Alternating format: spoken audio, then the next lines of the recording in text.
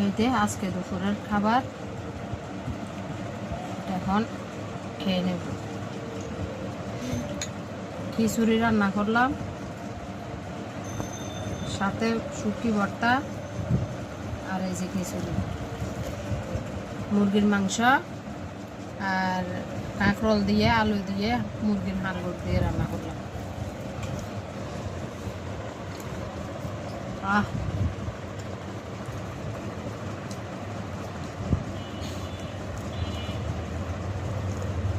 ঝড় পড়লে, বৃষ্টি পড়লে খিচুড়ি না খাইলে কি আর ভালো লাগে?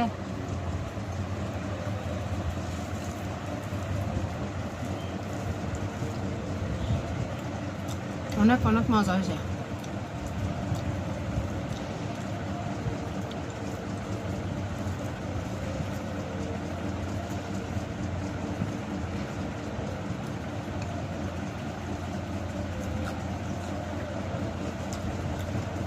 অনেক মজা হয়েছে ভর্তাগুলো।